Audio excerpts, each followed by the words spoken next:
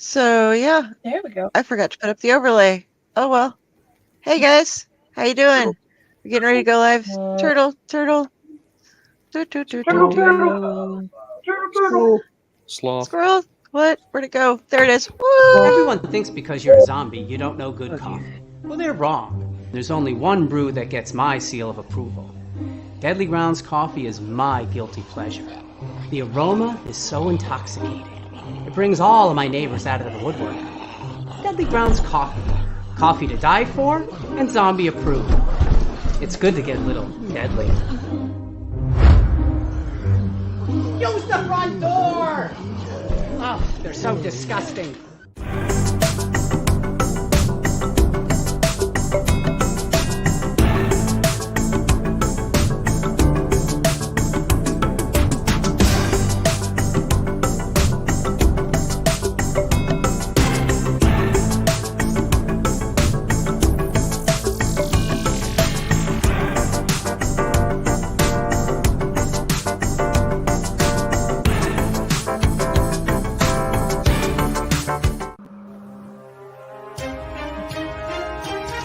The Dorkening and all affiliated shows are not intended for anyone under the age of 18. The following may contain discussions or scenes that have adult situations, graphic violence, nudity, strong sexual content, and graphic language. This show is intended for mature audiences only. Viewer discretion is advised.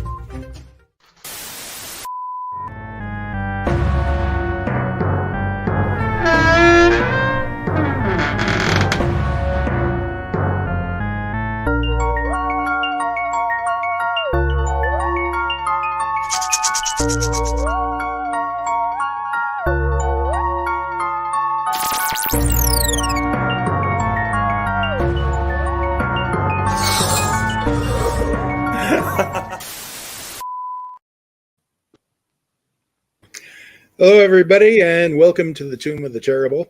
And tonight we are going to be answering the question, what if you ordered the movie Saw from Wish? So we have with us both Friday and Chaos, Del, Dr. Raz, Ron, and Mariah's here too. Good to see them around. I made it. Cool. So tonight we have watched the movie Are You Scared?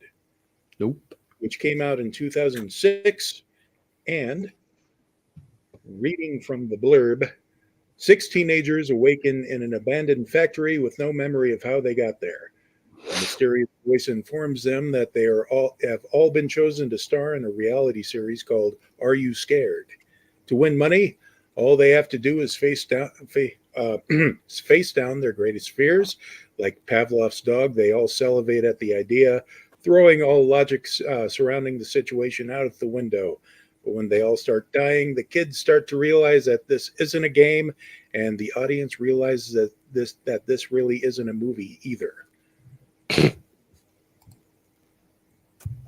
First off, I want to say we need to show the deep hurting warning, because this is a movie that will hurt you in more ways than just one, as Del can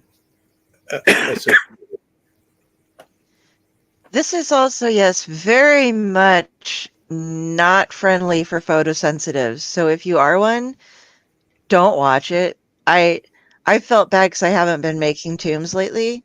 And so I'm like, I'm going to make it through this film. I'm going to make it through this film. And let's go with warehouse and being tracked on shitty computers and bad CCTV screens. So you have the flickering warehouse lights, the staticky screens that jumps back and forth. And so I spent most of the movie doing this, not because of gore, but because of like flashy stuff and having a serious headache afterwards. I just woke up I think I got another 12 hours of sleep or something again last night. I just woke up in time to get on this show. And it's like 8 after 8 o'clock here at night. So deep hurting. Yeah, so I still have a headache from this. Yeah, so be warned if you decide to go ahead and watch this for whatever reason. you hate yourself, but also get help. But anyway, that comes later. Starting with Friday, what did you think about this movie? Blatant ripoff. That's to be expected. I was bored. My kid was kind of scared, but she's like 10. But I was bored. Chaos? Anything to add to that? I would have tried to rate this on its own merits, but it ain't got any of its own merits in which to rate. Fair enough. So, Del, aside from the obvious warning that you just gave us, what did you think overall of this movie? It was unoriginal. It had little to no character development. The camera work wasn't the best. The acting was fucking terrible. And I think that covers most. Yeah, plot was just recycled with like, ooh, let's try this thing that I don't know if they did in Saw or not because I can't afford to rent it before I write the script for my movie. And the very, very tiny amount of character development that was in it all happened in the very end within 5 minutes or so. And it wasn't good. So, and unfortunately, they left themselves open for a fucking sequel. And I think it might have been made. I'm not sure. Was it There is made? a sequel. There is a sequel, and it co-stars Tony Todd with the turtle. I don't know why. Okay. I'm not going to watch that. I did. So That's what I have to say about it. yeah. Dr. Raz, what did you think? Man, listen, Saw was big enough to inspire a little fuck ton of different ripoff movies. From comedy versions, and they included it in this scary movie franchise. Like, it's been included in so many different things, and almost every one of them was better than this one. I try to look for good things too when I shit on a movie like I'm about to. The good thing is the acting was honestly not terrible from some of the people. Like, there was a lot of effort put forth, and I think most of the trouble that there was with the acting involved more the script than the actual actors themselves. But you could tell that they were at least putting in attempts, and that they were getting the job done. So kudos to them. The effects themselves were not absolute garbage. I mean, they weren't terrible. They weren't terrible. The deaths were not terrible. My issue mostly was the scripting had to have been where all the problems were, because even the reality show angle was cool. That I appreciated the reality show angle, quite a bit actually. I like that about it. But again, the script ruined the whole concept, and right up until the ending, really just shed on the whole premise entirely. If you like Saw, there are better movies out there than this one. I'm not saying you absolutely shouldn't watch this one because but as far as B films go, this one it wasn't even fun to watch. At least with Saw, if you get bored with some of the storylining in some of the later movies, it's fun to watch. This one is just people being kidnapped, a bunch of fucking teenagers, more or less, being kidnapped and starring on a reality show, and the only prize is that they survive. That pissed me off a little bit, to be honest with you, because if it's a reality show, they should have upped the stakes. Like, you survive, but you also get X amount of money. Because there are other Saw-esque movies that did do the reality show that got people to volunteer to do the show by will, knowing that they were going to be involved in this and kill each other, which actually made those movies a lot more interesting and just a lot better.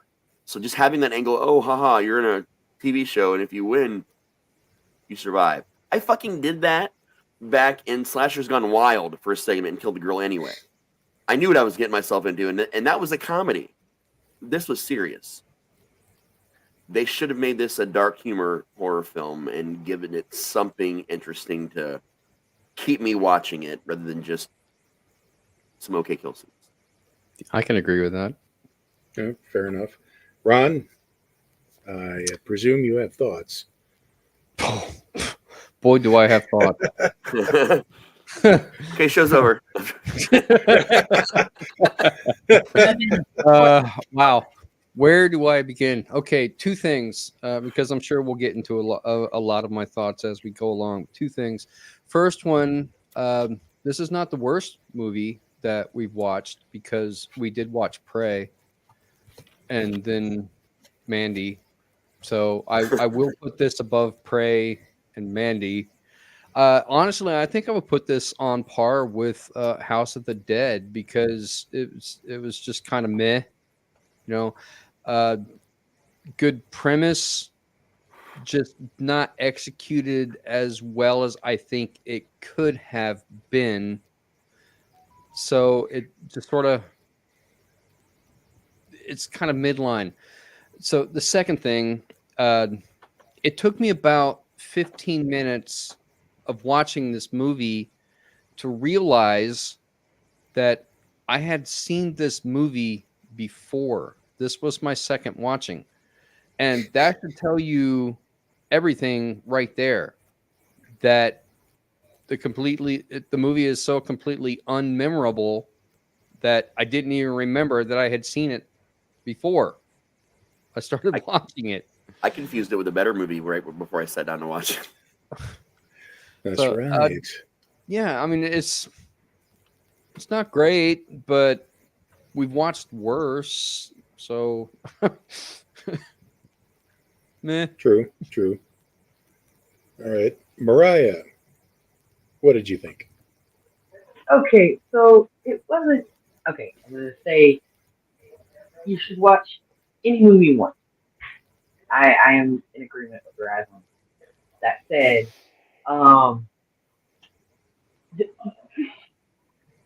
I do agree. A lot of the problem was scripting. They were trying, bless them. I'm from North Carolina, so I can actually say bless their heart, and you guys know what I'm saying. They were trying. They were trying with what they had. So there's that. It had moments where it was like, man, if the script was better, this would be great. I really hated the prizes you're gonna win, you're gonna live. I hated that. Because even in Saw, there was at least that underlying morality that if you survived what you were going through, it was a life lesson or something. This was just kind of empty. It was like, why? Definitely not as bad as Mandy. But not great. This is one of those movies where I would tell somebody, hey, you want to get into script writing? Let me show you what not to do. But for the most part, I mean, it's a good way to kill time till Saw comes on. That was pretty much where I was sitting with it. Yeah, I was a little bit horrified by it, but not for good reason. Okay, fair enough. My thoughts on this. Okay, so there is a big difference between doing something like, say, with Friday the 13th, they obviously cribbed a lot of the ideas from the movie Halloween, but they put their little twist on it and made it its own thing. This one is clearly ripping off the movie Saw, trying to make it a bit different. However, I use the term backhanded compliment for a reason here, because quite frankly, when it got to the big twist ending as to who was doing it and why he was doing it, that was a very bloody, convoluted way to go about doing it. I mean, should I should I spoil things for everybody? Yes, Yes. the movie's been out This- since 2009. Yeah. So Okay. Basically, it's a really, really bad abusive father who was burnt by his daughter and wife who got away. They thought he was dead, and now he's come to get his revenge. And this is the way he's going about doing it. He knew somehow his daughter would try to go on a show like this. Wahahaha. I just that's too much of a stretch even for me. But yeah, a lot of it, a lot like the acting itself, I have to disagree.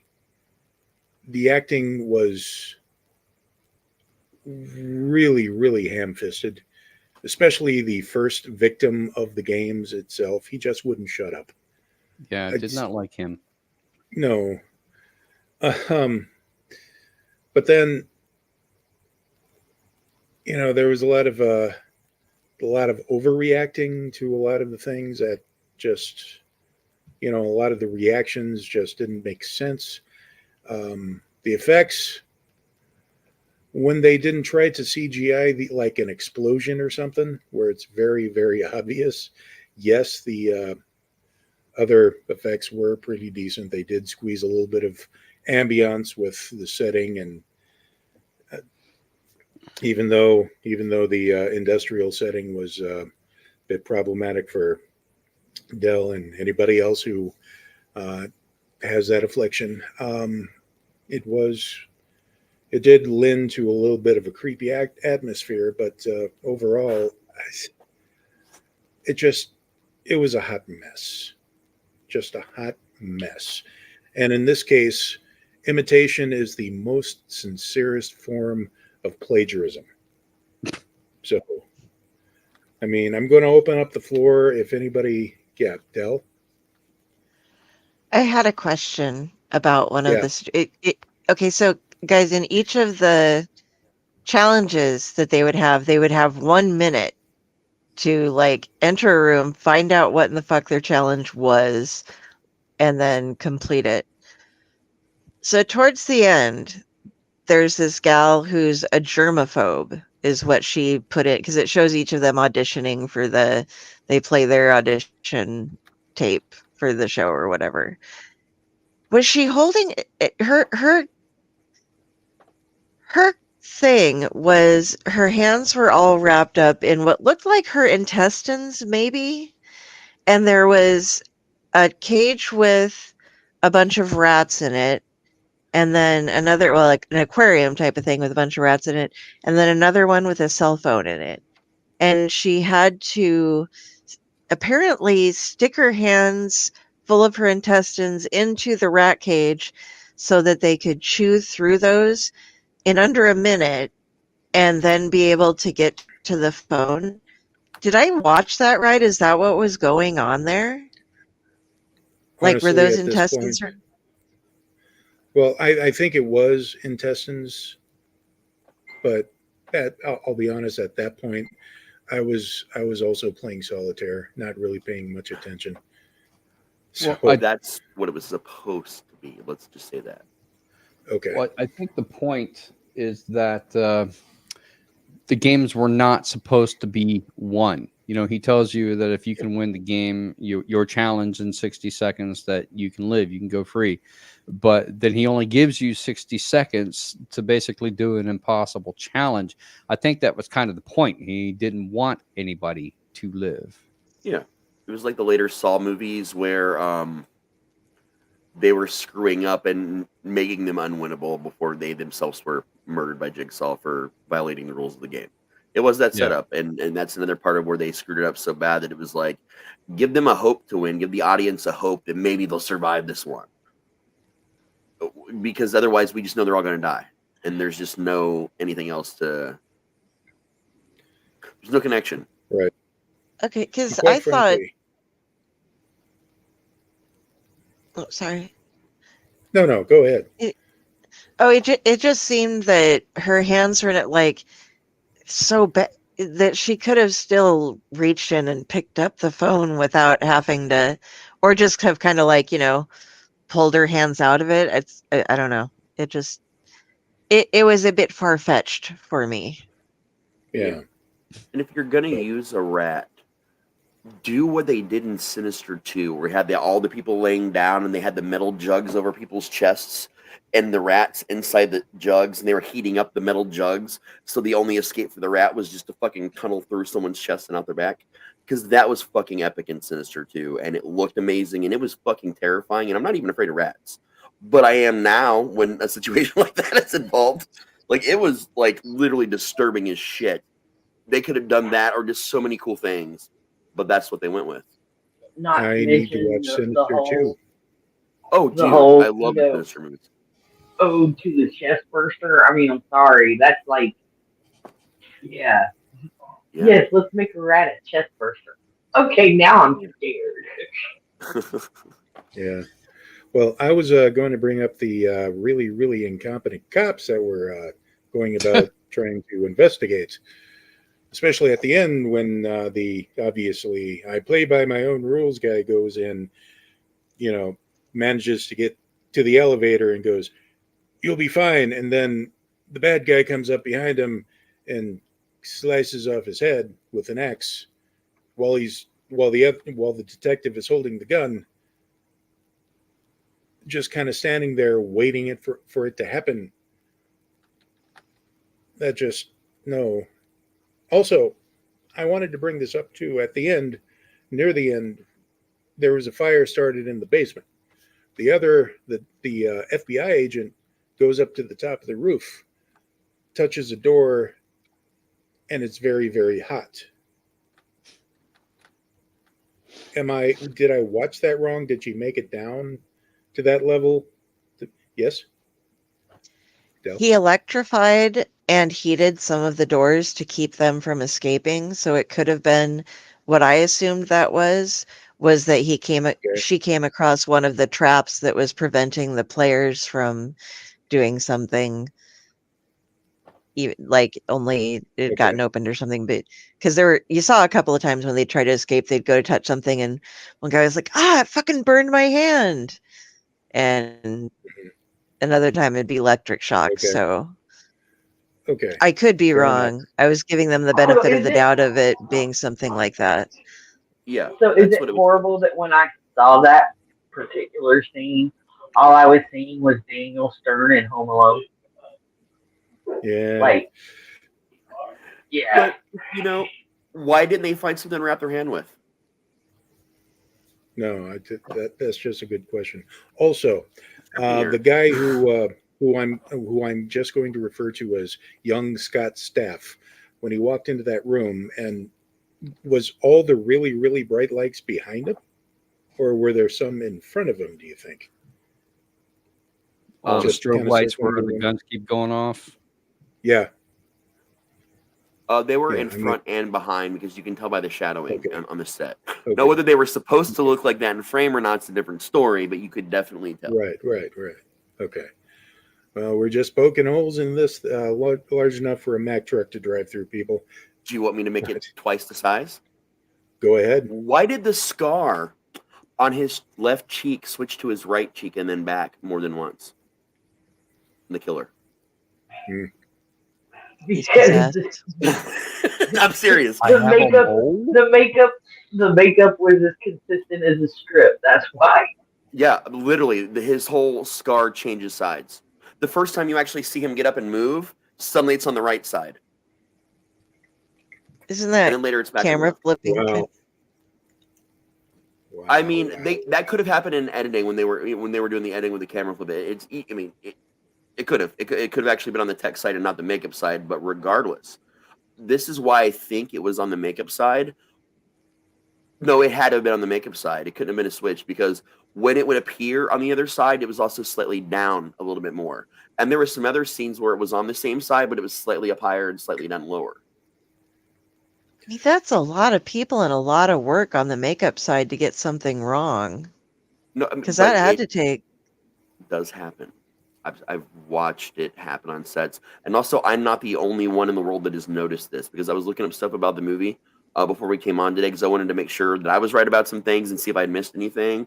And there are tons of people who also noticed it, who put up side by side screenshots and everything to show the different spots that it was on. But I noticed that fucking immediately, dude.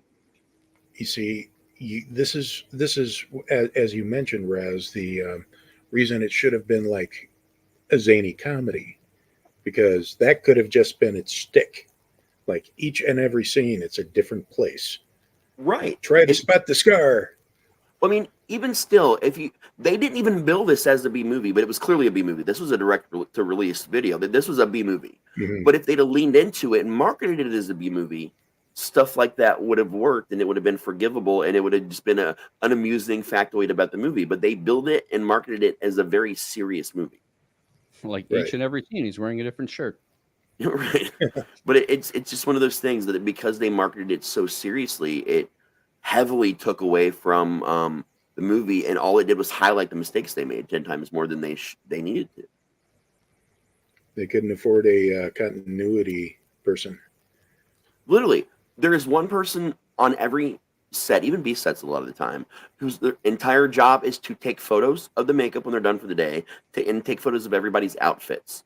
In case they brought in, most people, we bring outfits from home or the thrift store and we go buy shit, right? And if you have to film on a couple different days, like, oh, fuck, what shirt did I wear for that one scene? Got it. I got the pictures. And that's mostly what happens. When you're doing makeup like that, you're going to make an appliance that you're just going to reuse and reapply each time so that it's right every time. You're not going to redo the makeup every time. You're going to make an appliance and then just put it on with some spirit gum or something and keep touching it up as necessary so that the makeup looks the same every single time. I don't know why they used an appliance. You can tell that it was a pre-built appliance. Like you can tell that it was an appliance that was built up around the appliance. The problem was when they were reapplying it, they at one point in time put it on the wrong side, and another point in time or two put it just a little bit lower, a little bit higher. Yeah. Kind of wondering if that had to do more with the camera angle, like no. It's the actual physical placement on their face. Like you can actually see. Because I thought about all that stuff too, and I was looking at it, and I'm just like, no, it's physically in a different location. Well, I understand that, but like they want him to look menacing and be scarred and all of that, but they only have the one appliance. So if they're shooting him from the left and they put the appliance on the left, they're shooting him from the right, they put the appliance on the right. So it always seems a little bit different. That would work, and that could be a possibility, except for there were times when there was too many times where he was looking up and only one side. Like if they were doing that and only ever showing him from one side, then I would be left to assume that both sides are just scarred and we're never seeing him full on from both sides. And that would totally work. You could save money by that way. They started showing him just from the back, and you don't really see his face until maybe about halfway into the movie when they start revealing some of the backstory. Maybe it would have been better if they had just continued showing him from the back and never showed his face until the very end. That would have worked, honestly, because when they did show his scar, it was still from the back, and they were like kind of tilted to the side, and you could see the scar. But then when they showed him the first initial reveal, it was on the opposite side, and then it just changed. Turns out he was Dr. Claw all along, and this was a grim and gritty reboot of Inspector Gadget. Yeah. Inspector Fudget. I'll get you next time, Gadget. Next time. Oh my gosh. This movie. This is the second time I've had to watch this movie. Was this anybody's first time watching it? Ours. It was mine. Okay. So, and Ron unknowingly watched it before. Might as well have been my first time. Yeah. I didn't remember shit about it. It is easily forgettable. As a matter of fact, I went and brought up one of my initial written out reviews of it just to go, oh, right. Ooh, The movie I confused it with was a movie called Would You Rather, which is actually a pretty damn decent horror film. That's a setup, except for the contestants know that they're involved with it. They're showing up at this like dinner party knowing that this is going to be happening, and the main character is doing it because her brother is dying unless he gets this treatment, and she enters it willingly in order to get the money to save his life. So like it had stakes, it had good story, and that's sometimes I flop titles in my head, between dyslexia and other things going on, like I flip shit weirdly. So I thought I was sitting back down to watch that again until I got like the opening sequence. I'm like, oh fuck no, I remember what this one is. Did you initially think, why is this on the tomb? I mean, this no, not really. I mean, it is a B movie. It's just not marketed as one. There's plenty of movies out there are B that aren't marketed as that, and it. Fair enough. Like it made sense that it was here. But you asked earlier if you watched it wrong. You did, because you watched it at all. Yeah. Yeah. I will say this. I think I remember enjoying the sequel a little bit better simply because of Tony Todd. Mm-hmm. But and the turtle. And I'm going to figure that out. I'm going to have to rewatch it, and I don't really want to, even though that's also on Tubi. I'm gonna be honest, it's actually worth watching over more so than this one. I would give that one a much higher rating. The thing about Tony is Tony doesn't just take a check and show up on any movie that he's offered. He gets offered a lot of fucking movies at different levels. And yeah, maybe some of the movies he's done weren't always the greatest, but his roles were. So he has a level of expectations as an actor going into something. And was the sequel the greatest movie? Fuck no, God, I don't even want to finish that sentence. But it was significantly at least better than this one. Oh, okay. So I am curious, Ron, did you have a rant about this? I was just about to ask if it was time for my rant yet. We should have like an introduction, like Ron's rant. Ron's rant. Okay. Ron's rants. I just want to say my biggest issue as a writer and as a reader and as a person that watches movies is that the continuity errors weren't just in the script. Like, I can't, like, Raz knows he's seen me, like, unless I am watching it with somebody and we are picking fun at something that is that bad, watching something like that just makes me angry. Like, it's so bad. Yeah, no, this one was work. Yeah, this one was work. Like, I kept stopping it, and then, like, okay, so my mom was at the house, and, like, every time I would notice something like the scar thing, and I'm so glad Raz brought it up, because I thought I was the only one who noticed it. I called my mom in, and, I'm like, okay, watch this. And she watched this, part, and then it does the camera angle change, and then the scar moved, and I said, am I crazy? Did that just happen? I was doing that consistently. When you're having to, like, I can't, guys. Like, I can forgive a lot of stuff. Like, we all know mistakes happen. But wow, that movie was a giant mistake. I mean, it was horrible. Oh yeah, I agree with that assessment. So, Ron, we are ready. All right, here we go. I feel like this movie, they spent more time thinking about the ways they wanted the people to die and setting up the multiple puzzles that they had and trying to make them as interesting as possible than they did coming up with a backstory. So they had all these great ideas for the death scenes, and they said, oh shit, we need to come up with why is this happening? And they phoned it in. They come up with something, okay, it's someone getting revenge.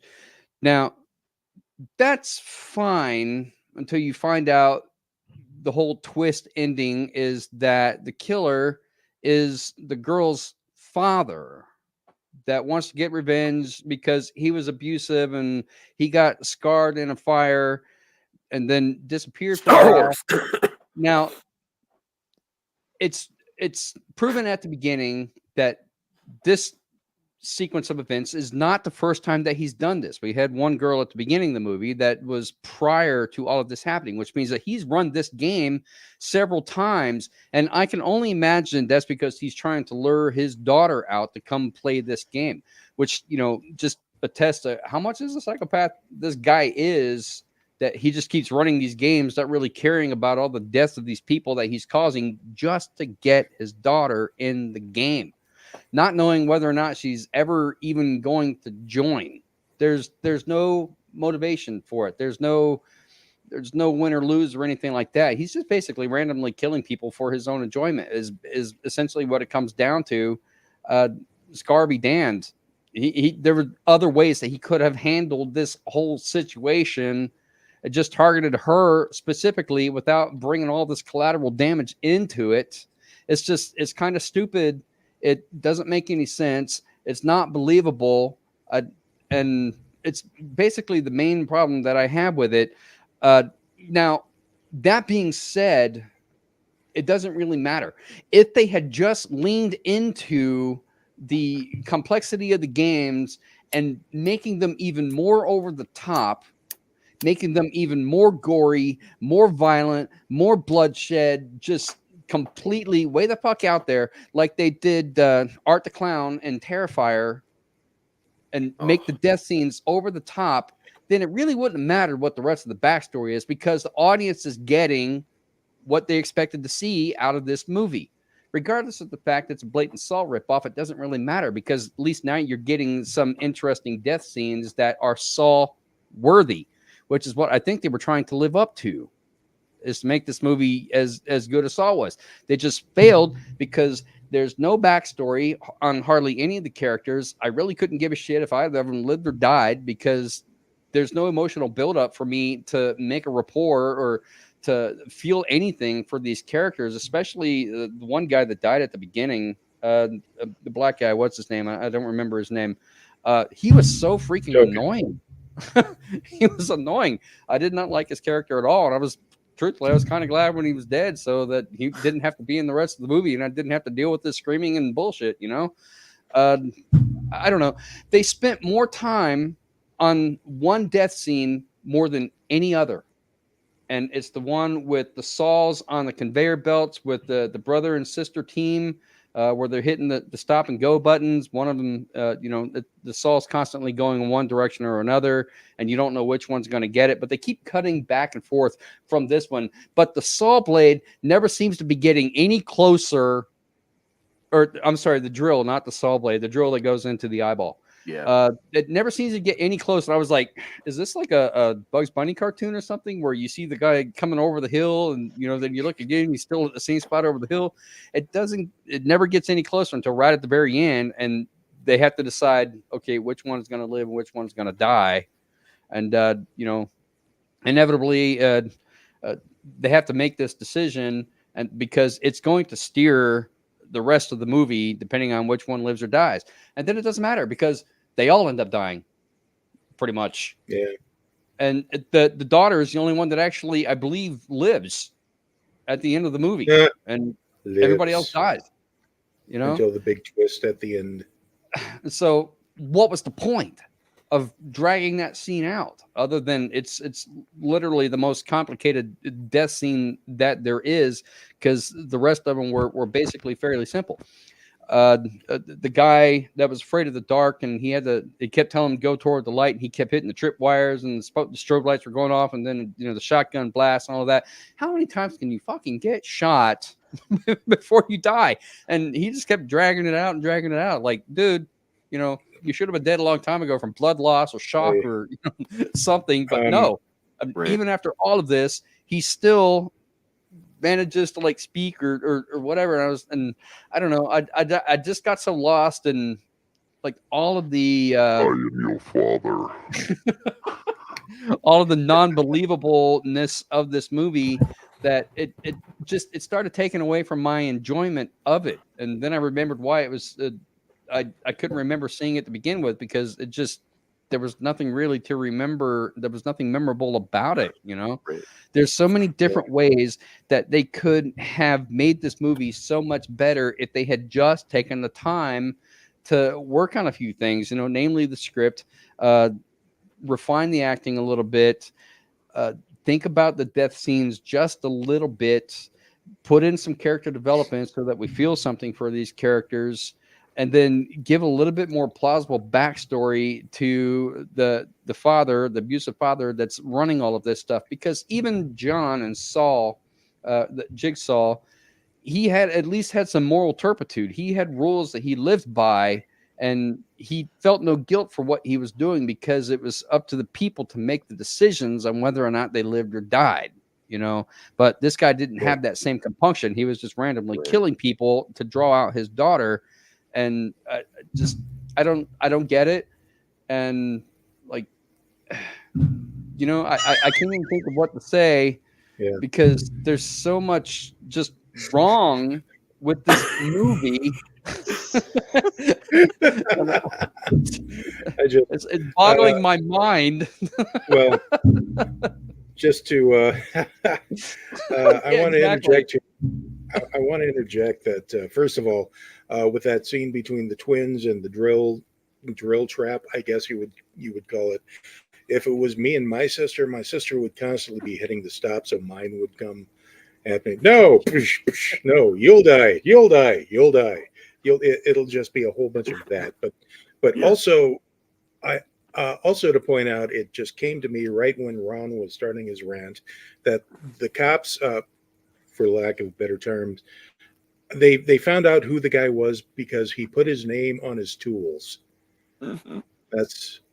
You don't do that, people. But Raz, I think you had something about.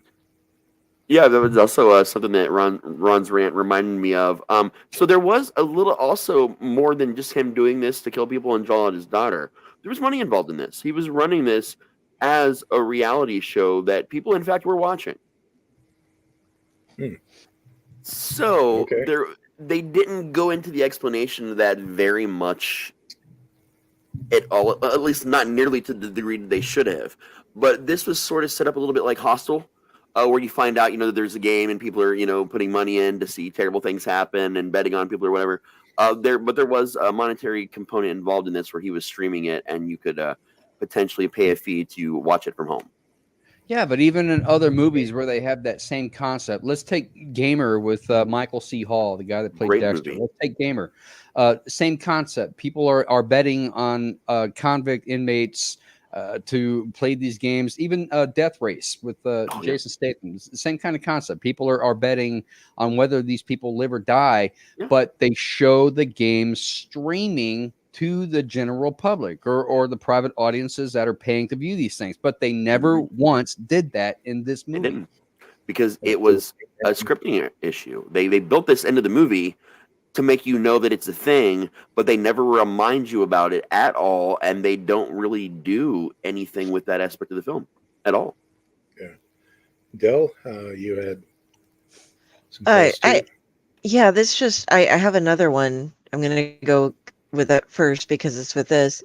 If these people who are auditioning for this show have seen the other episodes, which I'm assuming before you'd audition for a show you would, then they would see that people fucking die, in terrible, terrible ways. So I don't see why they would think that it was a good idea to sign up for it. And all the ridiculousness of kept doing this until his daughter signed up for it. But with the guy in the room with the lights and the shotgun, he's scared of the dark. He sees that there's these tripwires at like chest level and all the shotguns are aimed so they hit him around here. He just has to make it to a door across the room that is lit up when the lights are out. If all the guns are aimed at like the level of his body, why didn't he just fucking crawl? Because no one. Thank you. It just was like, dude, all you have to do is crawl. That nothing's aimed at the floor. I don't know. It just that really just was absurd. I don't think the character and maybe the actor had that, much as far as logic. goes, there's a reason why I kept referring to him as Shaggy throughout the entire movie. Zoinks! Yeah, Yeah. true.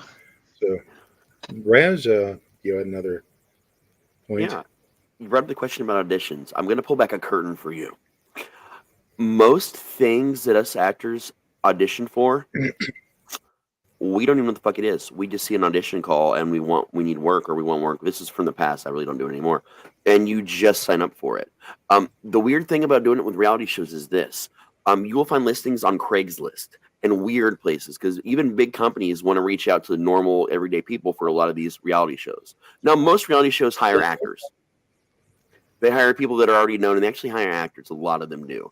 But the ones is something like this, you would post a brand new reality show looking for contestants with a very brief description that's almost always misleading from what the reality show is if you get the job and do it. So they would have posted something like this, and all these people would have just seen, hey, this is my shot. It's a brand new reality show. So they would sign on, and they would go through these auditions, sight unseen. It's very common. It's dangerous and terrifying, especially when you're doing it from Craigslist, but it's what's done. It's weird. That gives it some sort of sense. Yeah. But they could have explained that better. So then, with that explanation, we have to go off the basis that none of these contestants have ever seen this show before. They've only heard about it. They didn't really know what they were auditioning for, other than just the title of the show with no premise. And reality show, everybody wants to be on a reality show. It's a famous maker, even if it's a shitty reality show. The worst reality shows of all time have still produced people that are still in the spotlight today. And the FBI and police completely missed all of these things, even though they've been investigating the case since it started.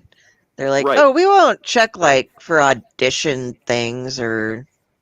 Well, because even if they found them, you would be posting them from throwaway accounts. Because even big companies don't use their normal big company email accounts; they make throwaways because it's easier to have an email box that only handles one audition thing rather than having to go through all your emails. So it's traditional to make throwaway accounts for something like this. They could maybe find that there were auditions, but that you can go to a public library and make it. You know what I mean? It's fair. But they found them based on a serial number on a piece of plexiglass, and they traced it to where it was manufactured, and the guy just happened to have the receipt for it. And because he made the full contraption for this particular game, but why did they not do that investigation process in the previous games? Why did it take this one? He obviously had to have traps made in previous games. They're just now coming out with that bit of intelligence and they didn't do it in previous games. And on top of that, the issue. Go ahead. Oh, it was his first fuck up. He'd never left behind any clues before, according to when they were going through forensics. He hadn't left any information or even a partial print on anything. I love how they're like, no partials or fingerprints. And it's like, no fingerprints or partials. But yeah, scripting.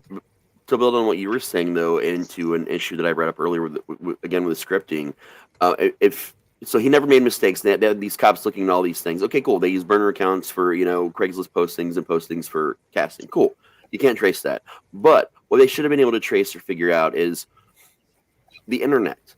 There were plenty of other movies at this time, and the technology existed for even police departments to access the dark web, to find things and things like this. So this feed, they should have been able to at least know that the feed existed more so than they did. There should have been more information of that added into the script for a better understanding the fact that this was a reality show that did in fact stream to people.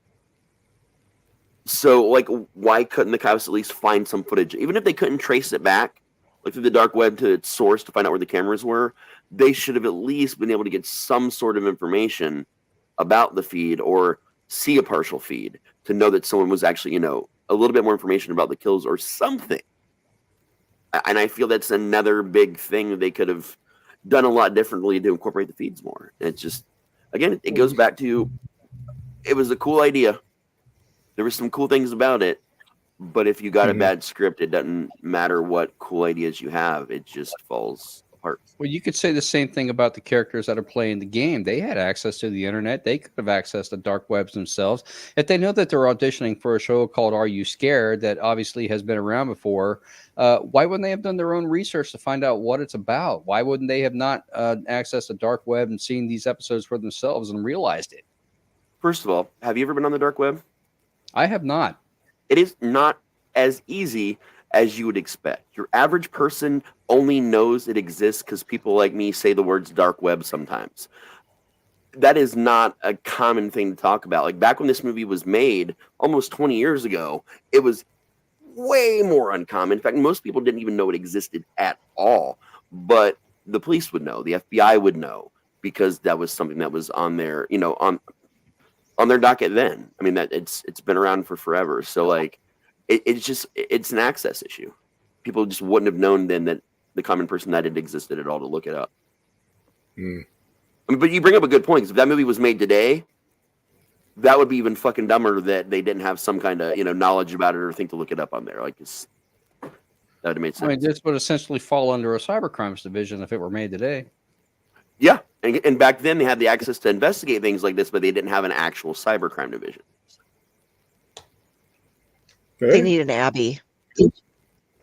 Yes, we're basically the more trying to you come up know. with explanations to justify a shitty movie. It's yeah, we are, because it makes it more fun for us. For more to learn more about the dark web, go to your local library. Don't do that, people. Don't do that. Outlight Network is not joining the dark web. No. Did you guys know that they have the internet on computers now? Really? No, shut the front door. Yeah. Back to I've heard about these little boxes that people carry around like every day of their lives that have this thing on it called the internet. And I know these exist because when my kids ask me really stupid questions, I say, hey, grab that little box in your hand right now that you're holding and looking at and ask it. I have no idea what you're talking about. Never heard of it. Speaking of which, let's get to the 5-star reviews, people. Yeah, let's do that. And there actually were. Hello. Hello. Can you hear me now? Hello. The phone joke. Hello. Hello. Making bad joke. Okay, so there's not too many, and they're kind of brief. On the Amazon customer review, 5-star. First one is it's just awesome movie. Okay. Or deluded bastard. Next one is by Larry Beavers, reviewed in the United States. Terry Beavers? Yes. A plus plus plus. That's all they put down. A plus plus plus. Boo. And from Dwayne M. Vickery, we have it has its frightening moments. If you like the Saw movie, this is up your alley. Everybody else thought it was crap. Dwayne the bathtub. I'm drowning. This is my favorite Night joke too.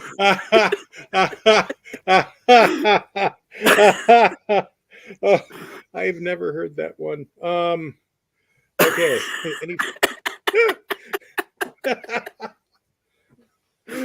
Any final thoughts on this thing? No? Okay. We drained you. If you're a script writer, you want to look into writing scripts, watch this movie and learn from it. Because, I mean, there's some teachable things here about script writing and what you do and don't do to craft a better story. And it's not a terrible script. It just wasn't organized well, and it showed. Right. Yeah, it's the same thing that Mariah kind of brought up. And, yeah, for what not to do, definitely watch this movie. But I'm getting kind of ahead of myself here. Let's go ahead and start with Friday and Chaos. And what would you get? What rating would you give this out of 10? And would you recommend this to your friends or not? I gave it a chainsaw, and I have before I knew I didn't like it. like we are watching this movie for the show. If you'd like to come join us, watch it and join us, or not, and find out what we have to say. Mm-hmm. A 1 out of 10. Wow. Wow. Chaos. I would have to go with the same for the simple fact it had, as I said earlier, it had no merits of its own in which to truly rate it. It was every merit about it was stolen from Saw. So it's just there. Okay. Oh my God. Del. Oh, first we got Stefan kicking in with a 1 out of 10 as well. Fair enough. I am going to give it 2 seizures out of 10. And Wow. That's fair. yeah. And each of those 2 points are for the 2 first deaths. I really enjoyed the intro death. I thought that one was pretty good. Like, I started giggling. And then that was one of the best exploding people things that I've ever seen, as far as like just the whole room is just full of dead person. You know, it's like the walls are evenly coated pretty much, a couple chunks here and there, but that's the only thing that it's getting points for me from. I couldn't watch all of it though, as well as other people could, so on the off chance, which I'm assuming from based on our discussion that I did not miss anything, there might have been something that warranted a little bit more, but yeah, 2 out of 10. Not recommending to anybody. Okay. Dr. Raz. First of all, are you scared? No, sir, I am not. I just want to start with that. I've gone back and forth on my rating. I thought I was going to give it a certain rating, then I thought I was going to give it a little lower. But after talking to you guys, I'm going to move it back up to the 3 out of 10. The reason I'm giving it the 3 was because there were some good death scenes. There were some people that were working hard on this movie, and that showed in places. But all the things we talked about that were bad about it, which to me falls down to the scripting, the setups, and just continuity issues and the way they marketed it. Like, if any one of those things would have been different, I'd have probably given it a 5. If just one of those things were different. So I'm gonna stick with that solid 3, man. Okay. Ron. And no recommendation either. Okay. Ron. Raz and I are of a like mind on this one because he even stole my intro line for this to say, "Are you scared?" No, I'm not. Not even remotely in the slightest. I also will have to give this one a 3 as well, but my reasoning is a little bit different. Because I enjoyed House of the Dead a little bit more than this one, and I gave House of the Dead a 5. I didn't enjoy Prey at all, and I didn't give it any stars. I thought that this one was a little bit better than Mandy, so I had to put it above Mandy. But I think that there's probably a movie that could be better than this one, but maybe not as good as House of the Dead. So I can't really give it a 4 because I need to save room just in case there's another movie that outdoes it.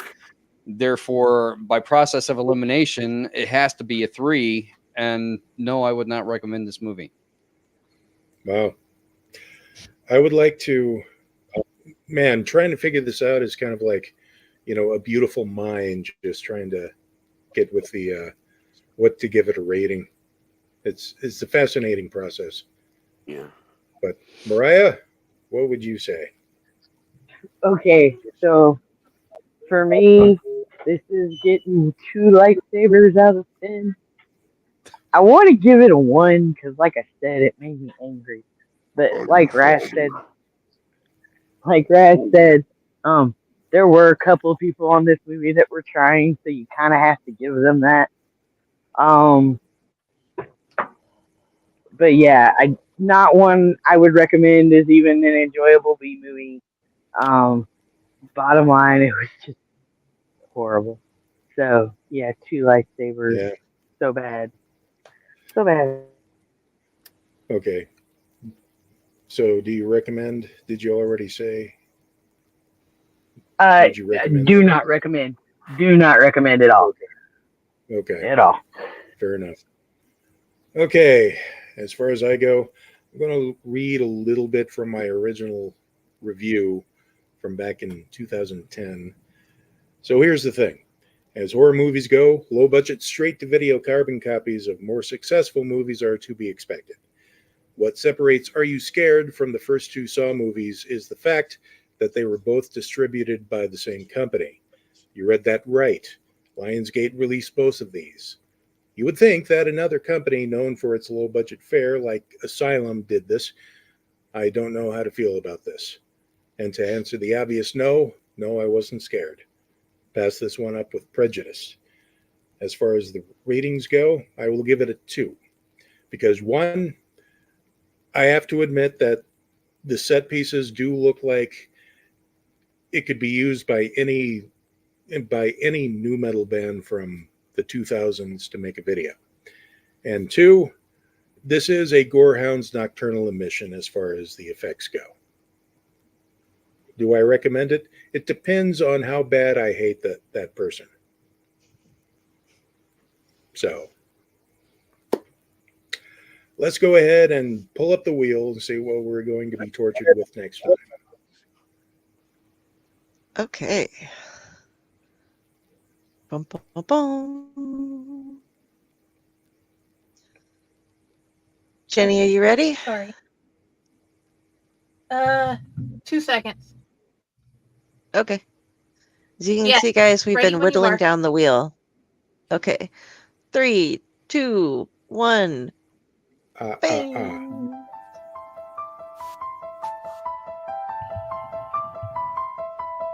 Okay.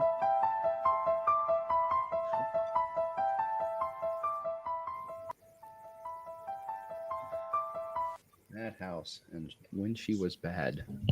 Okay. Can't say I've heard that. That title scares me. Yeah, this is one of mine, and this movie scared the shit out of me when I was younger. And then I watched it again and was like, this is so fucking horrible.